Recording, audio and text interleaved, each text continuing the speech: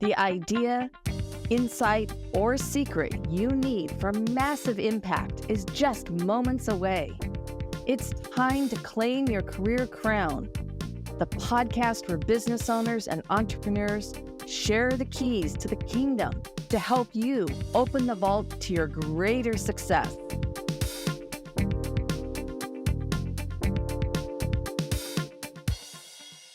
Hello and welcome to Claim Your Career Crown. And I am so glad you're here today because I have got one heck of a guest for you. I'm your host, Lynn Whitbeck, the Strategic Sales Queen, and I am joined by an amazing woman, my hero, Sandra Yancey. And today, Sandra and I are going to be talking about the recipe for success. 6 ingredients for building a multi-million-dollar business. And I want everyone to think about this and let it sit with them for a second. Building a multi-million-dollar business can feel overwhelming. Am I right? Yeah. And especially when you don't know where to start. And today, what we have in store for you is the brilliant Sandra Yancey is going to share her proven 6-ingredient recipe for success that can help any entrepreneur, any business owner turn their dreams, their big dreams, into a reality. And you're going to discover practical steps to move forward with daily clarity and confidence to win big. And if you love the episode and the show, I invite you to subscribe, so you don't miss any of the great advice, tips, and impact we deliver.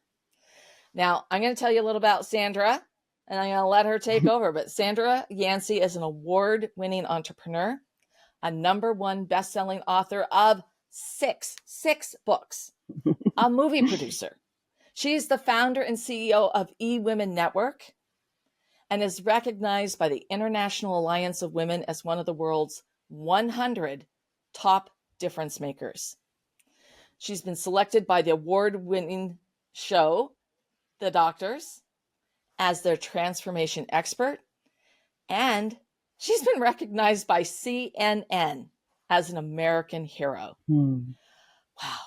Now, Sandra has her chops. She's got a master's of science degree in organizational development from the American University in Washington, D.C., and a postgraduate certification in organization and systems design from the prestigious Gestalt Institute. And I have to tell you, this is the real deal. Sandra is considered one of the premier business success experts in the world. So Sandra, I am so honored to have you here today. Thank you for joining the show. I'm thrilled to be here with you, Lynn. Thank you for inviting me. Let's just dive right in so everyone can get the great juiciness we've got. What do you think is one of the most important ingredients to growing a business in today's environment? I think you have to be committed to learning, unlearning, and relearning.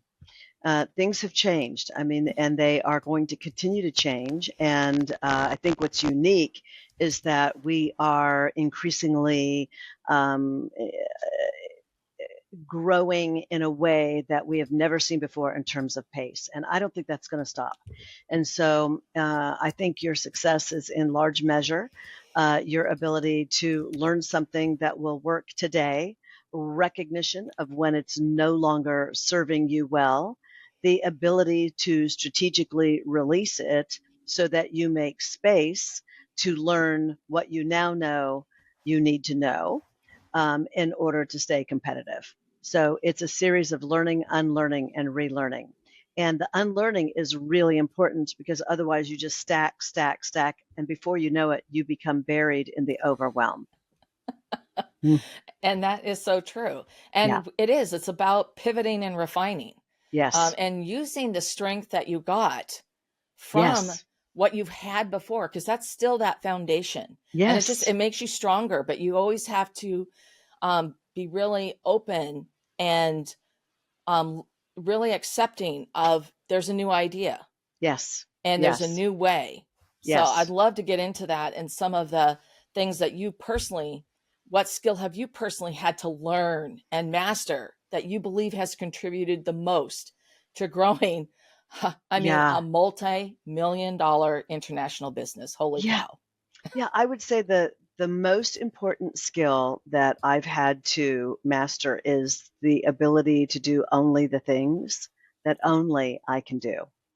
And I think this is a women's issue, Lynn. I do. I think because women can do so many things that it's easy for us to adopt this philosophy of, oh, I'll just do it myself. I can do it faster than it will take me to teach someone or tell them what to do. And I'll probably do it better because I'll do it my way. And so getting really clear on what is the outcome that you want and what do you want that outcome to look like, and then getting out of the way of exactly how someone needs to get there. Because the truth of the matter is, if you are hiring in a really smart way, you're hiring people that know more than you know about their given discipline. And so, therefore, there's no way that you could possibly know the best way, the most streamlined way, the most efficient way, the most effective way, right? You're going to hire people and surround yourself with people that have that. You have to know where you're going. You have to be really clear on that moonshot, if you will, and then reverse engineer, understand you can't make it alone. You're going to have to get support along the way because the administrivia of a business will bury you, if nothing else, right? Oh, So, absolutely. No, mhm, and I really love this because and I'm going to put a little backstory here because I was at Icon, which is the biggest women's business owner entrepreneur event conference in the United States, mhm, every year. And that was something you said on stage. I wrote it down. I wrote it, mhm, I circled it, I mhm, yeah, starred it, and mhm, I started immediately thinking about the things that I shouldn't be doing. right. that and That we do. and I actually I made changes at conference at the Mhm, event, and yeah, I'm just telling you, everybody, you should get that second week of August in your schedule right yeah. now to Well, be you're in you're you're Dallas. you're mimicking what you're doing is really expressing exactly what we're talking about. That's why Yeah, you're such a great leader, and that is that you have to you have to unlearn. So you're hearing something, right? And you're saying, "Okay, I have to unlearn this old pattern." And so here are the things that I'm going to start doing differently. And I just want to emphasize that it really is in the power of the accumulation of the little things. I mean, everybody wants to know what's the secret with a big secret to success. And the truth of the matter is, it's a lot of micro movements that accumulate very quickly, by the way, over time and turn into really, really big shifts and transformation, not only in you as the CEO and leader of your company, but also your business. yeah, Yeah. yeah. It's so true. And I love that. I think it's brilliant. So Mhm. let's talk about the next thing. I mean, Mhm. because I know that that was one thing that was holding me back, but what do you think holds most entrepreneurs back from achieving their next level? They keep waiting until they're ready, as if ready is a feeling. I always say ready isn't a feeling. I don't feel ready. It's not a feeling. That's why you don't feel it. Ready is a decision. One of my neighbors and greatest mentors and friends was the great Zig Ziglar. And he always said to me, I just never have forgotten it. And he said, success, Sandra, isn't for the chosen few, it's for the few who choose it. Choose it. And the reality is, Lynn, unfortunately, there's a lot of people that say they want success, but they don't really choose it with their actions, right? They keep waiting. And there's real power in that pause, and what that often means is that you missed your shot. It is in just making the decision to go and trusting that readiness opens up one step at a time. It doesn't move if you don't. It's kind of like your GPS. I mean, you can ask it for directions, but if you never move, right? It's never going to tell you whether you're on path or you need to recalculate, Yeah. and you got to, it's in the power of the movement. So I think we just keep waiting for the perfect moment, the perfect time, the right conditions, X amount of money in the bank, and we're focusing on the wrong things. It Yeah. is, it is in the movement that I think we start to really see things begin to change. Yeah. I, that inability to make a decision or the opposite of trying to do too many things all at once, right? Yes. I Yeah. mean, there is that shadow side to that, but really You're recognizing that, you know, sometimes I always feel, you have that saying, I never died from something I tried, but Tried. making that decision, Mm-hmm. and making, I know that I have a tendency to overthink things. I mean, that's, Yeah, and I do so, too. I mean, I do too. You're not alone. I think, yeah, we want to make the right decision. So we think about, all the consequences and all the things, right? But if we give the same energy to what could work out versus what wouldn't work out. My mother used to say that, I think it's based on a fable, that there's two wolves that are always living in your head. And yeah, they're always barking at you, and they have contradictory information. In fact, one's name is hope and light, and the other's name is darkness and despair. And uh, the question is, as my mom used to say, which one wins? And the yeah, one that wins is the one you feed, right? oh, And so I mean, I've had to retrain my brain. I have a natural tendency to think and to overthink. I have a natural tendency to think of all the things that could go wrong. What are my contingency plans? What are my backups? All that, right? Which sounds logical in many ways. But what I've learned is if I could focus more on what could go right and how am I going to manage that? I mean, I'm looking at, right?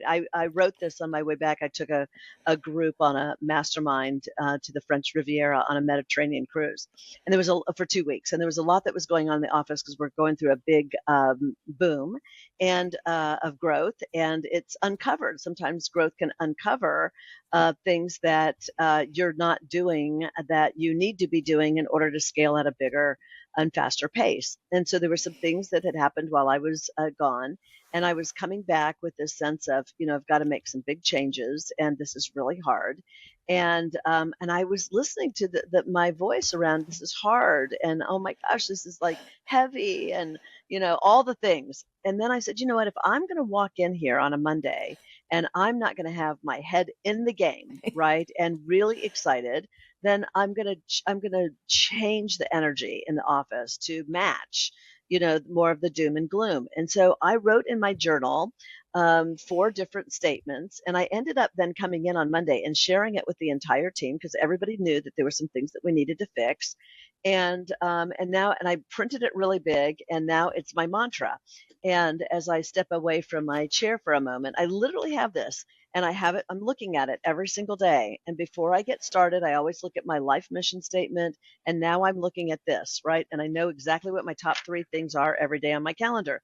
But let me just say this, and I do think this is really important, yeah, and that is, it's a privilege to be challenged by a life created with real purpose, right? It's a privilege to feel overwhelmed by the growth we've been dreaming about. It's a privilege to be tired from the work we've asked the universe to provide. It's a privilege to outgrow the things we used to settle for, right? It's a yeah, privilege. And we could look at that as it's a privilege, it's positive, or we could get stuck in the doom and gloom, which often creates hesitation, right? If not rigor mortis, where we do absolutely nothing. So, this keeps me moving because it's a yeah. privilege. Yeah. No, Yeah. I call her negative Nelly. Yes. It's Yeah. the negative Nelly. And so if you just want a quick thing that I do is I'll say, what's the worst case scenario if I make this Yes. decision? Yes. And is that going to kill me? Is that my life going to end? Is How it would going to I be deal with that? catastrophic? Yeah. Yeah. Yeah. What's the best case scenario? Hmm. Okay, cool. What's the most Yeah. likely scenario? And when I do Mm. that, I can run through that literally in 60 seconds. And I realize it's that fear.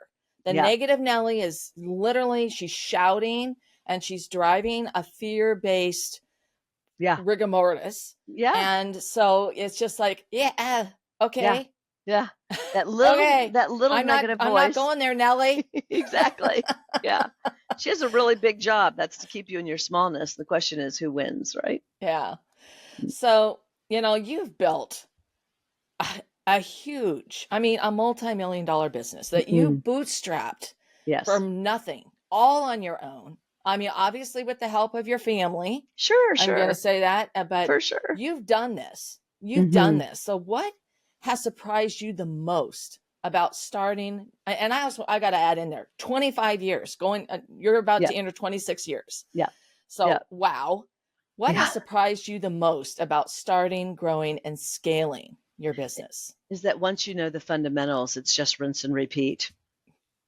I mean, it really is understanding the fundamentals of all business, and that no matter what comes around you. I mean, I've had every reason to be out of business, from, starting an internet-based company, eWomenNetwork, electronic, to then having the internet bust, in around 2002, to opening up, getting ready to open up all kinds of markets across Canada. And then they had SARS in about 2004, to, the market crash in 2007, 2008. You know what I mean? To, 2020 with COVID, and I was a 100% live event business. And so what I can tell you is that, it's no fun to have to take a step back sometimes, right? But the question isn't whether it's fun or not. I mean, all business is hard, to be honest with you. Yeah. I mean, I feel like you have to pick your hard, because what I know is being broke is harder. Living an unfulfilled life has to be the hardest, right? But success is hard, but it's pretty easy to understand. And once you know and can focus on the fundamentals, I just haven't found anything that has really stopped me when there's been a lot that's probably tried to stop me in terms of market conditions and shifting and changing. And so I just always go back to square zero. Whenever I'm in doubt, I ask myself, so, is this a personal power problem? And I feel, Yeah. is it a mindset issue for me? Do I not have the right tools? Do I not have the right skills? Is this a people problem? Do I not have the right people that can really help me and support me and advise me and point me and direct me and give me the feedback, right? Priorities. Am I focusing on the right things, the things that make the cash register ring, that are moving the business forward, that are hitting, a looming deadline, right? What about my products? Are my products still relevant, right? Do I need to be tweaking them so that people know that I understand what they're going through? I see their pain, I understand the answer, and I know how to communicate it. Is it a positioning problem? Do I have the right marketing solution? I might have a really great product, but am I reaching the right people, and am I saying the message that is really resonating with them? Processes. I run my business on 5 core processes. Do I have a way to rinse and repeat? Am I operating at the highest, most efficient level? What do I need to do or invest in to be able to change that so that I can move faster and on pace with what's going on around me? And finally, performance. Am I measuring the things that matter? The things that are really driving the business growth. And I find that every problem and every opportunity that I ever faced for 25 now into 26 years lies into one of those 7 areas. Point blank, period. Yeah. No, and I mean, we were talking about these 6 ingredients for building a multi-million dollar business, and I know you Mm-hmm. just I'd love to. What are those 6? What are those Yeah. 6? Yeah, well, for me, I mean, I actually expanded them to 7, because I Oh, mean, you can look on the outside, there are 6, but you got to, always kind of look at your inside. So, site. as I was summarizing itself, so what is your personal power? Because if you don't have the conviction that what you do makes a difference, it doesn't matter what you say, Yeah. you know, it's kind of, we used to raise our kids with the old adage that your actions speak so loud, I can't hear a word you're saying. Yeah. And today, especially in the world of AI, authenticity is what matters. And people know when you're being authentic and when you're reading a chat GPT script. Just saying. Yeah. Okay. So that's your personal power. But I do think the recipe fundamentally is, do you have the right people? Are you focusing on the right priorities? Do you have the right product that is resonating, that is needed? Do you know how to market it in terms of your positioning? Or can you run your business on systems and processes that allow you to scale at a fast pace once people find out how fabulous and dynamic and brilliant that you are? And do you know how to measure success so that you can create it over and over and over again? And that's the recipe. And I don't care what business. I have worked with, Fortune 500, Fortune 100 companies. I was the personal consultant to the CEO of Coca-Cola for a number of years when I had my own consulting practice before I started eWomenNetwork. I mean, I've worked in major top tier brand corporations to small businesses, including my own. They tell me that less than 4% of all businesses ever make it to 25 years. And I can now look back and see why. When you're in it, you don't have time to notice all of that, right? You're just looking at, how do I keep moving forward? But I will tell you, I mean this, Lynn, with all my heart. I mean, all business, all of your problems lie in one of these areas, and all of your opportunities do too. That's the Yeah. cool thing, is you don't need like two different recipes, right? It's the Yeah. one thing, right, solves everything in your business. And there's just not a time when we have a problem that I don't come back and say to the team, is this a people problem? Or is this a process problem? Because sometimes we can blame people, and I fundamentally think that for the most part, people want to do a really great job every day. I think people wake up for the Yeah. most part, and they want to be valued. They want to be seen as contributors. They want to be acknowledged for the great things that they're doing. But sometimes people can outgrow. You can outgrow people, and sometimes people don't want to grow themselves, right? And so you have to make some tough decisions sometimes when that happens, and those are brutal. That's when it's so crappy to be a CEO in those moments, and I've been there. Yeah. It's hard. It's hard, and you have to ask yourself, but who's going to applaud you?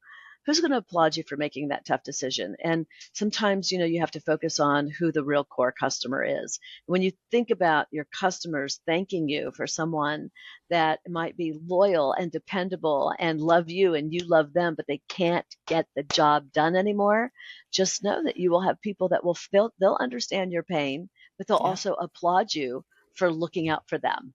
Yeah. Right. And that's why we're in business, is to take care of our customers. Yeah. Yeah, absolutely. And it's not personal, it's business. Right. And and that's I think one of the most important things about being a true leader is being able to make those tough calls, make those tough decisions. And Yeah. it sets you apart, because if you can't, I don't believe your business will ever be successful. No, you can't Yeah. sustain it. And think about how hard we work to get to the top. At some level, then it all starts over again, Yeah. right? Because it's one thing to get there, it's another thing to stay there and then continue to grow. And you have to grow because business gets more and more expensive every single year. So you can't make the same amount of money. You've got to make marginally more, significantly more, not just a little bit, but a lot. And 10% isn't going to cut it anymore. Yeah. I mean, and it takes as much work to do 10% as it does to do 10x, in my Yeah. opinion. So focus on what you want your outcome to be and reverse engineer from there. And you make the same amount of steps, you just make different steps and you get different results. Absolutely. So, I just don't believe in putting one foot in front of the other. I mean, that's a very painful way to grow a business. And I don't think you can make it over the long run. no, I mean, I really believe you have to have a strategic plan. Yeah. And so I want to, it's everything you said, which is, I hope everyone's been taking lots of notes, but what's an accomplishment that you personally are the most proud of? You know, I think I'm most proud of, gosh, Lynn, that's a really great question. I think I'm most proud of,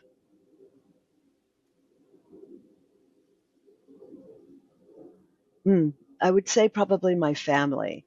I mean, I've been blessed enough. I was raised by a single mom. My dad died before I ever had a chance to know him. And my mom wasn't from this country. She's Mexican.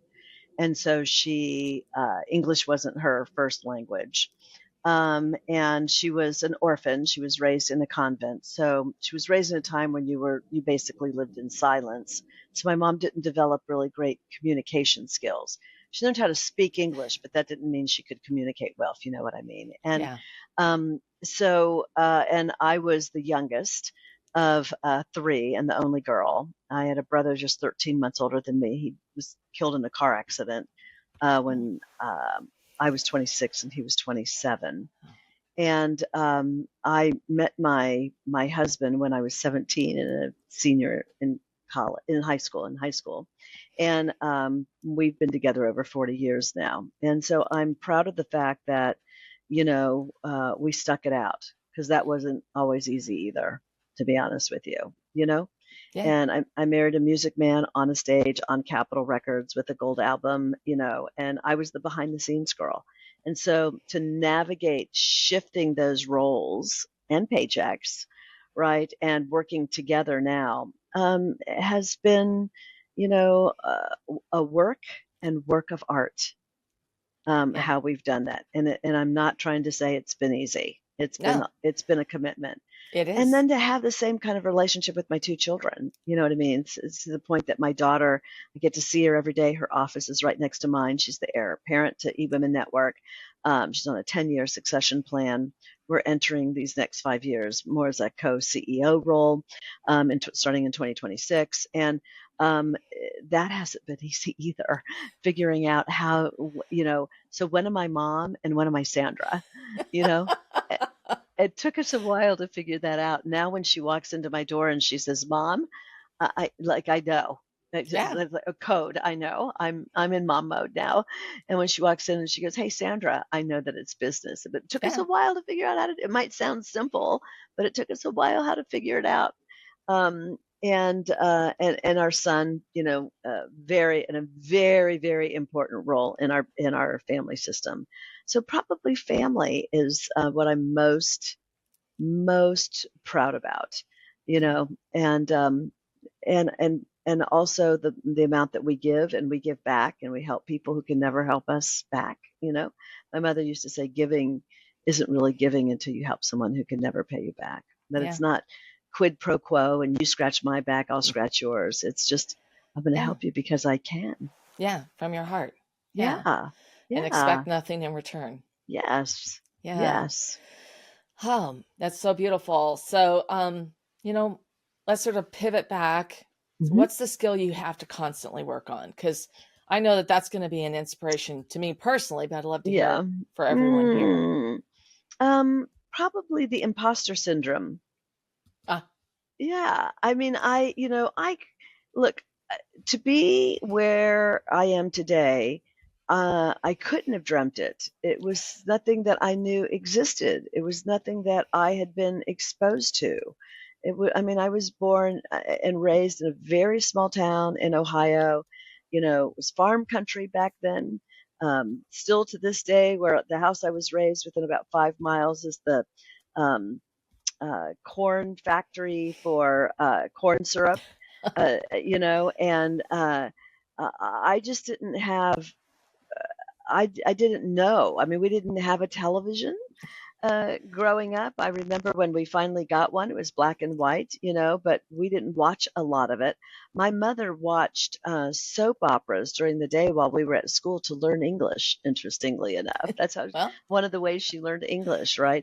But we didn't watch it a lot at night. Uh, as I recall. There wasn't, my mother was into playing games and teaching jacks and teaching checkers and things like that. But I just didn't. Yeah, I really, I think, have said to myself, I deserve to buy my own seat at the table. And, yeah. I keep buying bigger and bigger and bigger seats. I've paid $150,000, for a seat at the table. And, I, I think I've had to learn that no one's going to rescue me.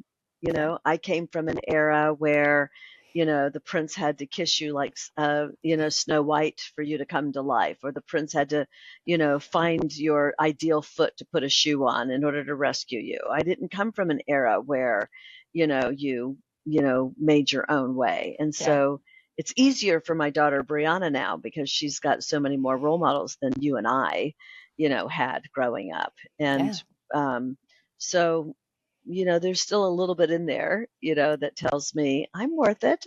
Yeah. I can do this. I can pay for that program, or I can go to that place and I can learn this. I can figure this out. And so there's a little bit in there that, creeps in every now and then. My Yeah. darkness and despair voice, and then I have to stop feeding it, and put it in over here. Yeah, Yeah. it's Yeah. But true. that it is, it's so true. And the work that as women that we're doing in our generation and certainly within eWomenNetwork of really Hmm. paving that road so that Yeah. more and more women are business owners and will be multi-million-dollar Yes, business yes, owners running yes, big yes. businesses that employ people.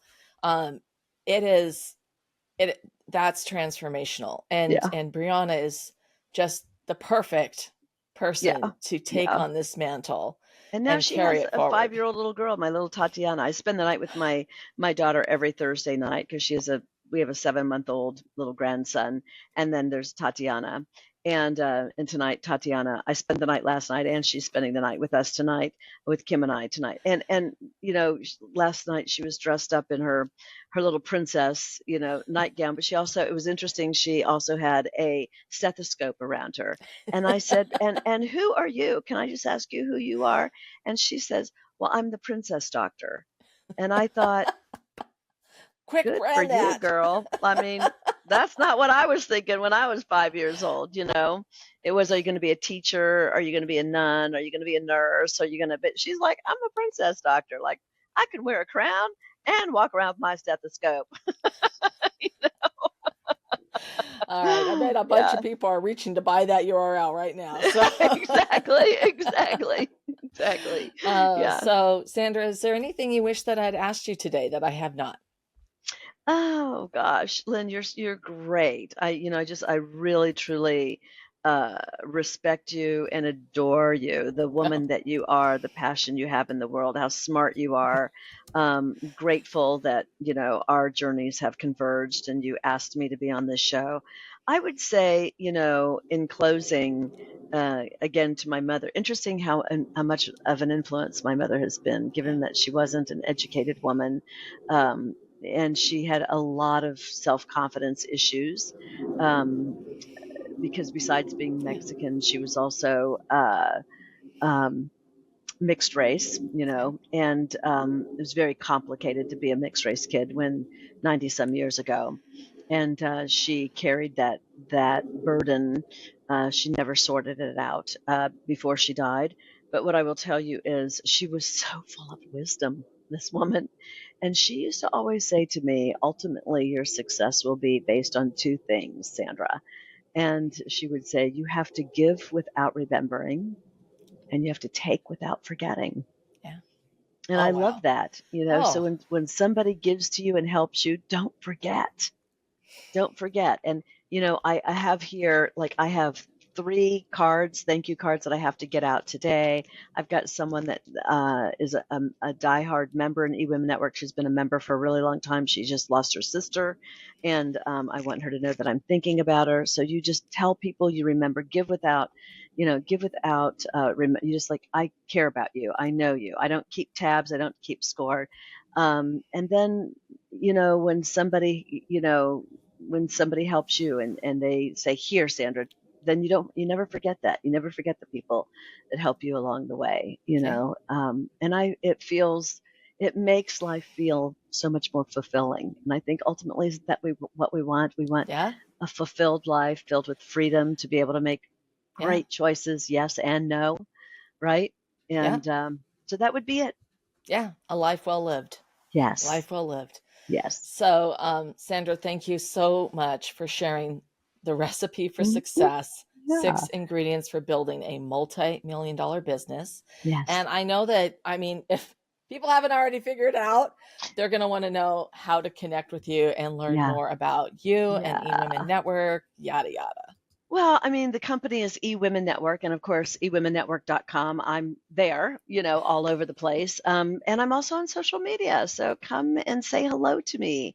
It is me that responds to all of my social media. I mean, I do have people that help me with my posting, but all those responses are me. Right? I don't want anybody to represent my voice more than me. So would love to connect with you. Come and say hello.